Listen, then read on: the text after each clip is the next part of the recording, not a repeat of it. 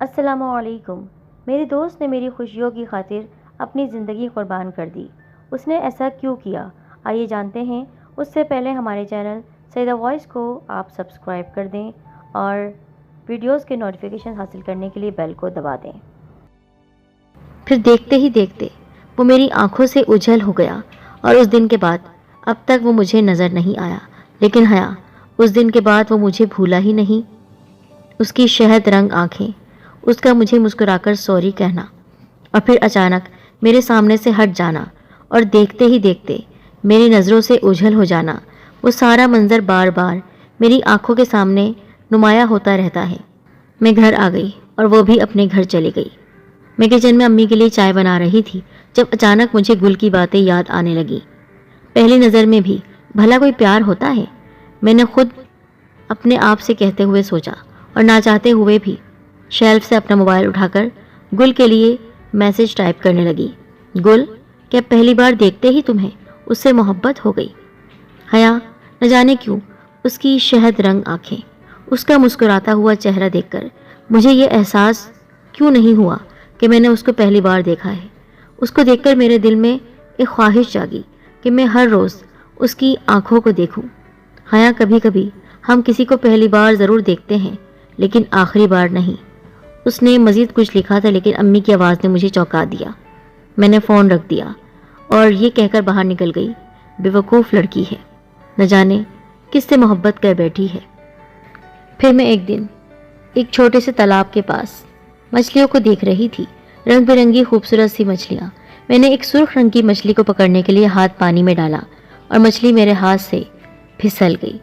میری پوری توجہ مچھلی کی جانب تھی جب گل کی آواز نے مجھے اپنی جانب متوجہ کیا۔ حیا، جیسے یہ مچھلی تمہارے ہاتھ میں آتے آتے پھسل گئی نا، اسی طرح اس کو دیکھتے ہی میرا دل پھسل گیا اور میں خود پر سے اختیار کھو بیٹھی۔ کیا تم حیدر کو دیکھ کر کچھ ایسا محسوس کرتی ہو حیا؟ اس نے تالاب میں کھیلتی مچھلیوں کی جانب دیکھتے ہوئے پوچھا۔ میں نے بے اختیار قہقہا لگا دیا۔ گل، میں اس کی آنکھوں میں تب دیکھوں جب اماں مجھے دیکھنے کا موقع دیں۔ وہ تو مجھے حیدر کے آتے ہی کسی مجرم کی طرح کمرے میں بند رہنے کا حکم دیتی ہیں۔ اماں کہتی ہیں کہ کہیں ایک دوسرے سے دور نہیں بھاگے جا رہے تم لوگ۔ میں اس کی منگیتر ہوں، اس لیے میرا اس سے شادی سے پہلے زیادہ بے تکلف ہونا انہیں پسند نہیں۔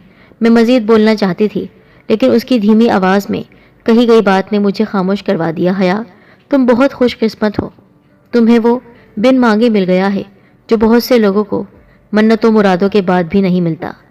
میں نے اس کی نشیلی سیاہ آنکھوں میں دیکھا جن میں اس وقت بے بسی کے سوا کچھ بھی نہیں تھا، اور ایک بار پھر میں سوچنے پر مجبور ہو گئی، صرف ایک نظر میں ایسی افلاطونی محبت بھلا کیسے ممکن ہے؟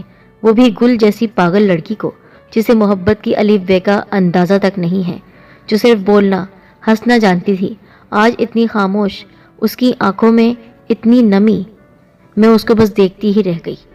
پھر کہنے لگی، تم نہیں جانتی حیا، میں اسے ایک نظر دیکھنے کے لیے کتنا تڑپی ہوں، کبھی بارش کی بوندوں میں بھیگتے ہوئے، کبھی سردی کی شدت سے ٹھٹھرتے ہوئے اس کا کتنا انتظار کیا ہے، لیکن حیا، وہ مجھے اتنی آسانی سے نظر نہیں آتا، جیسے چاند بادلوں میں کہیں چھپ جاتا ہے نا، وہ بھی اسی طرح ان پیاروں میں کہیں کھو جاتا ہے جو اس کے ہیں۔ پھر ایک دن میں حیدر سے بات کر رہی تھی۔ حیدر، کیا تمہیں پہلی نظر میں کسی سے پیار ہو سکتا ہے؟ کیا تم ایک نظر دیکھتے ہی کسی کو پاگلوں کی طرح چاہنے لگو گے؟ میں نے حیدر سے فون پر بات کرتے ہوئے کہا۔ کیوں ایسا کیوں پوچھ رہی ہو؟ بس ایسے ہی، میں نے سرسری انداز میں کہا۔ کہیں تمہیں تو نہیں ہو گیا کسی سے؟ اس نے مجھے چڑھانے کی خاطر کہا۔ نہیں، مجھے نہیں، میری دوست ہے نا گل، اس کو ہو گیا ہے جوگیوں والا پیار۔ وہ بلند آواز میں ہنسنے لگا۔ تم لڑکیوں کو محبت بہت جلدی ہو جاتی ہے، وہ بھی لیلا مجنوں والی، اس نے اپنی ہنسی پر قابو پاتے ہوئے کہا، اور میں نے مزید اس سے اس موضوع پر بات کرنا مناسب نہیں سمجھا۔ بچپن میں ہی حیدر کے نام کا میرے دل میں ایک بیج بو دیا گیا تھا، جب جوانی میں ایک گھنے درخت کی شکل اختیار کر چکا تھا۔ بچپن سے جوانی تک میں نے صرف حیدر کو ہی سوچا تھا، لیکن گل کی اس دیوانگی کو سمجھنے میں اب تک میں قاصر تھی۔ ہر دن گزرنے کے ساتھ ساتھ اس کی یہ دیوانگی شدت اختیار کرتی جا رہی تھی اور میرے اندر کا خوف بھی بڑھتا جا رہا تھا۔ کچھ عجیب سا احساس ہوتا تھا جب وہ اپنے محبوب کا ذکر کرتی تھی۔ گل افشاں کی اس خاموش محبت کا خوف جو گل کو کسی دیمک کی طرح چاٹ رہا تھا۔ میرا اختیار نہیں تھا، ورنہ میں اپنی عزیز اور جان دوست کی محبت کو اس کے قدموں میں لا بچھاؤں۔ آج تایا ابو اور تائی امی میری اور حیدر کی شادی کی تاریخ طے کرنے آئے تھے، کیونکہ کچھ روز میں ابو دبئی سے پاکستان آ رہے تھے اور ان کے آتے ہی شادی ہو جانی تھی۔ آخرکار بہت جلد میں حیا سکندر سے حیا حیدر ہونے والی تھی۔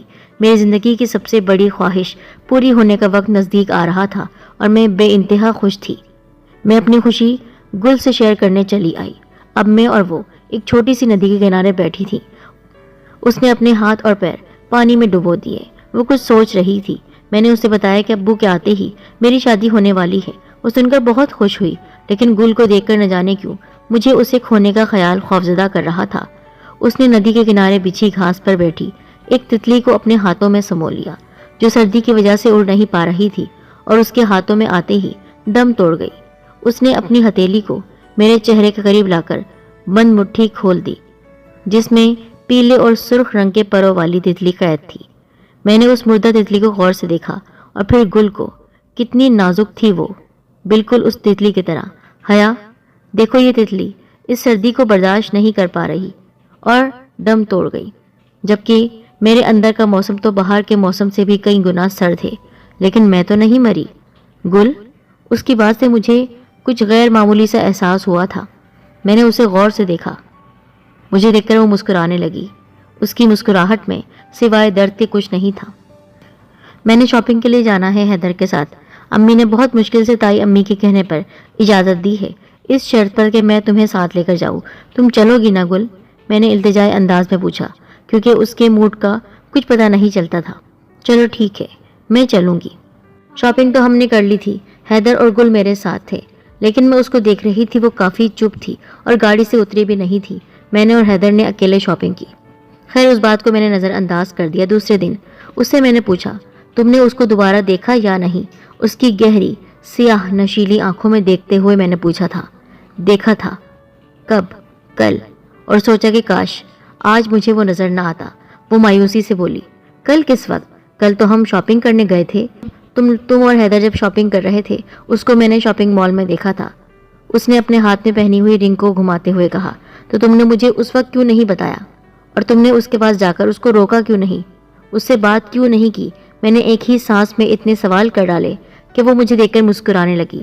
اس کو ایک نظر دیکھنے کے بعد اس کا چہرہ کسی جگنو کی طرح جگمگانے لگا تھا، کیونکہ میں اس کو دیکھنے کے بعد زیادہ دیر اس کے سامنے کھڑی نہیں ہو پاتی۔ وہ کسی شمع کی مانند ہے حیا، اور میں کسی پروانے کی صورت جو اس کے قریب جاتے ہی اس کے لمس کی حدت کو برداشت نہیں کر پائے گی۔ میں نے گل کے ساتھ واک کرنے کے بہانے حیدر کو بھی بلا لیا۔ ویسے تو ہماری پیاری امو جان ملنے کا موقع نہیں دیتی تھی۔ حیدر کام میں کچھ مصروف تھا، اس لیے تھوڑا دیر سے آیا اور اس خوبصورت نظارے کو دیکھ رہے تھے جب اپنے پیچھے سے مجھے حیدر کی آواز سنائی دی۔ وہ کافی ہانپتا ہوا آ رہا تھا اور میرے قریب آتے ہی مجھے اور گل کو مخاطب کرتے ہوئے بولا، تم خواتین کو اس سے کم اونچائی کی لوکیشن نہیں ملی؟ اس کا سانس پھولا ہوا تھا۔ مجھے اس کی بات پر ہنسی آ گئی، لیکن گل اپنے ہی خیالوں میں مگن تھی۔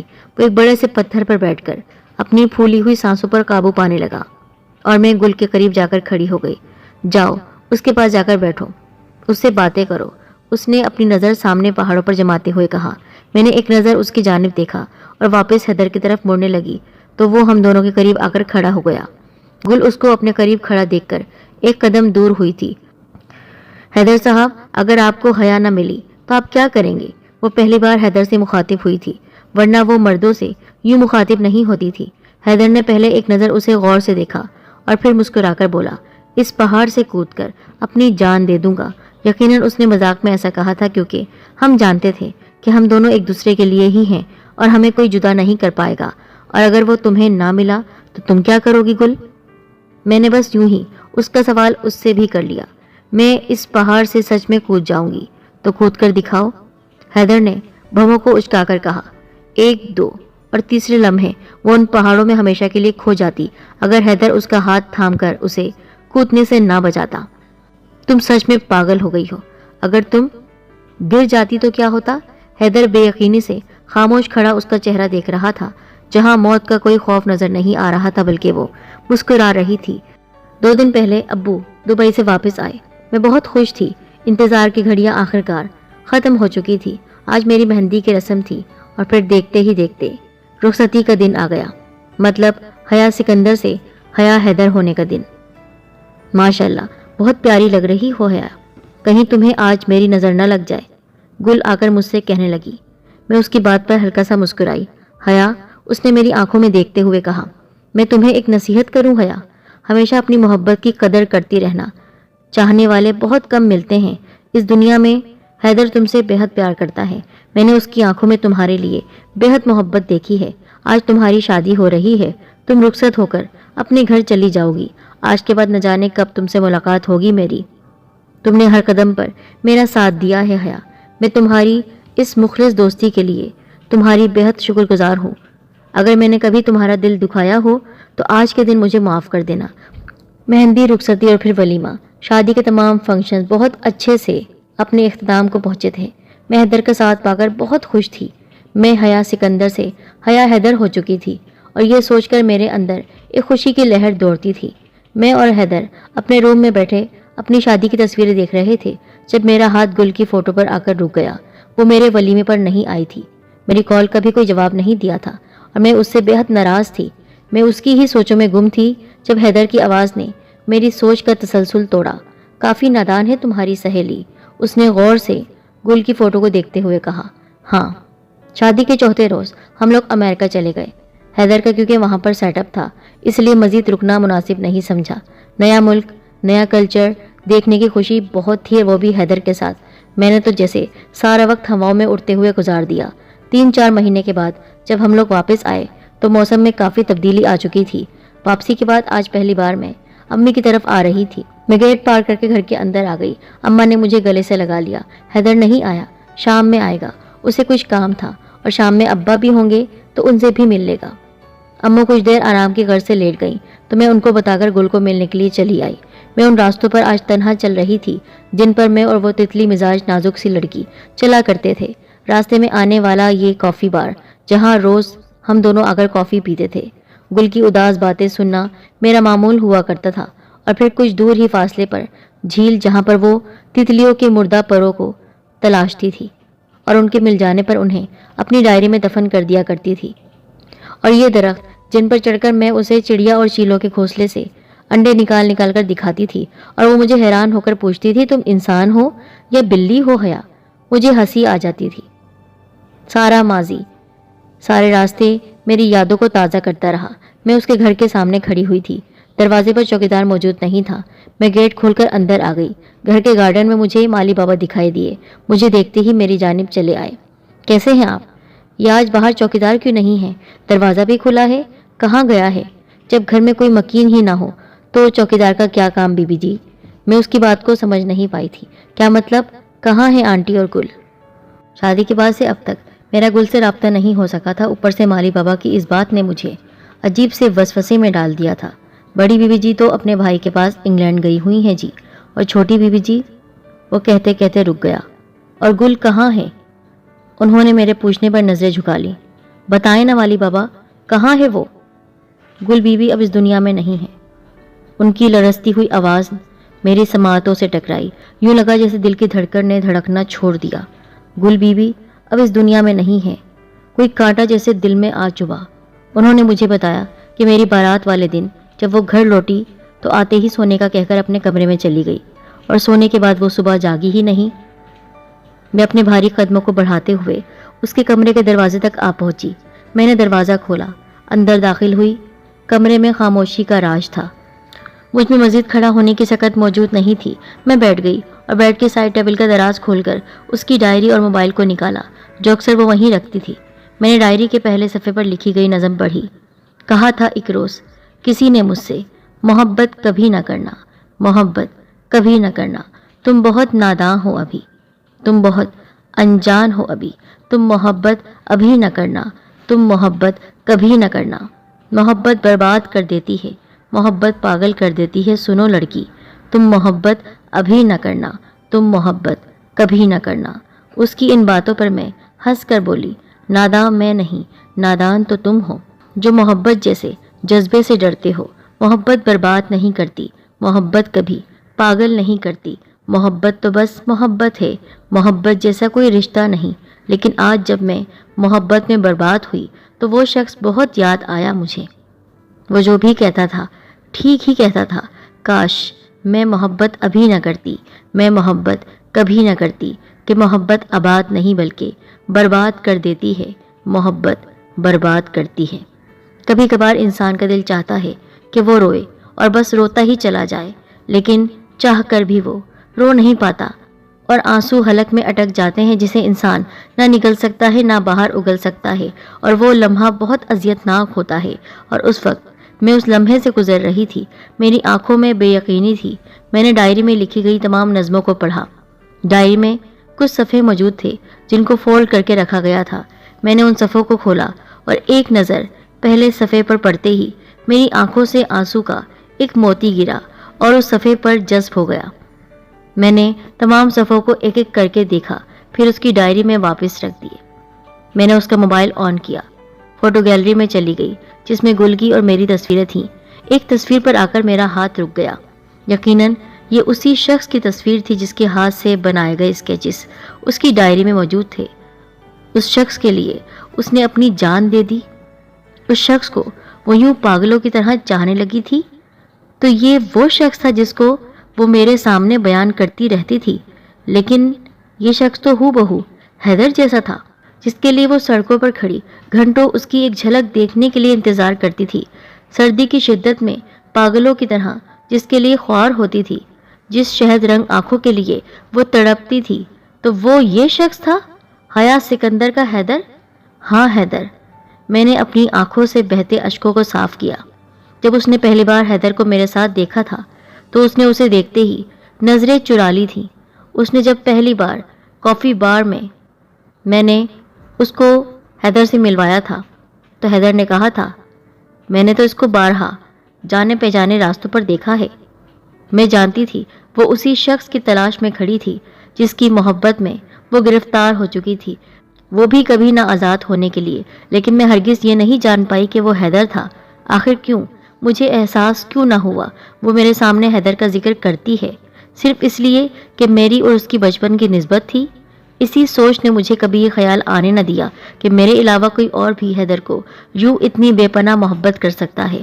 اور جب ہم تینوں اس دن پہاڑ کی بلندی پر کھڑے تھے تو پہلی بار حیدر سے مخاطب ہوئی تھی۔ وہ پوچھا تھا اگر میں اس کو نہ ملی تو وہ کیا کرے گا، تو حیدر نے بس یوں ہی کہہ دیا تھا، پہاڑوں سے کود جاؤں گا۔ اور جب میں نے پوچھا گل سے کہ تمہیں اگر تمہارا محبوب نہ ملا تو تم کیا کرو گی، اس نے کہا کہ وہ سچ میں کود جائے گی۔ حیدر نے بے اختیار کہہ دیا تو کود جاؤ۔ وہ یقیناً اس دن کود جاتی اگر اس سے ایک قدم کے فاصلے پر کھڑا ہوا حیدر اس کو اپنی جانب نہ کھینچ لیتا۔ جب حیدر نے اس کو گرنے سے بچایا تھا تو وہ حیدر کی باہوں میں جکڑی ہوئی تھی، حیدر کے اتنے قریب تھی کہ حیدر کی سانسوں کو اپنے چہرے پر محسوس کر سکتی تھی۔ وہ ایک لمحہ، اور اس لمحے ایک عجیب سی چبھن میرے دل کو محسوس ہوئی۔ میں نے بے اختیار اسے حیدر سے الگ کیا۔ میں کچھ لمحے، صرف کچھ لمحے کے لیے حیدر کو کسی اور کے ساتھ برداشت نہیں کر سکی، اور اس تتلی مزاج لڑکی نے اتنے صبر سے اتنے مشکل لمحوں کو گزار دیا، اور میری رخصتی کے دن اس کی آنکھوں میں بار بار آنسوؤں کا سیلاب امٹ آ رہا تھا، اور میں یہی سمجھتی رہی یہ سب میری جدائی کے آنسو ہے۔ اور اسی رات جب میں نے ہمیشہ کے لیے اپنی زندگی کو حیدر کے نام کر دیا تو اس کے صبر نے جواب دے دیا۔ برداشت ختم ہو گئی، اس لیے اتنی زیادہ سلیپنگ پلز کھا کر سو گئی۔ اسے کبھی بھی کوئی اس گہری نیند سے جگا نہ سکا۔ سوچتے سوچتے اب میرا ذہن معاف ہونے لگا۔ کبھی کبھی زندگی اس قدر مشکل ہو جاتی ہے کہ جینے کے تصور سے بھی خوف آنے لگتا ہے، اور کبھی کبھار ہم ان راستوں کی مسافت پر نکل پڑتے ہیں جو ہماری منزل تک پہنچتے ہی نہیں ہیں، جو ہماری منزل ہوتے ہی نہیں ہیں۔ اس نے میری رخصتی سے قبل کچھ لمحوں پہلے مجھ سے کہا تھا، حیا جس سے ہم محبت کرتے ہیں، جس کے لیے ہم دن رات روتے ہیں، تڑپتے ہیں، دعائیں مانگتے ہیں، اسے ہی ہماری محبت کا احساس نہیں ہو پاتا، اور ہم یہ سوچ کر ہی خوش ہو جاتے ہیں کہ وہ نہ ملا تو کیا ہوا۔ خوشی تو اسی بات کی ہے وہ جسے چاہے اسے وہ حاصل ہو جائے، اور اس کی خوشی کے لیے ہم اپنی خوشیاں قربان کر دیتے ہیں۔ اس وقت مجھے اس کی بات کا مطلب سمجھ نہیں آ سکا تھا، اور اس وقت ایسا کیوں کہہ رہی تھی۔ سمجھ گئی تھی، میں جان گئی تھی کہ اپنی تمام خوشیوں کو اور خود حیدر کی محبت اور میری دوستی کے لیے اس نے سب کچھ قربان کر دیا۔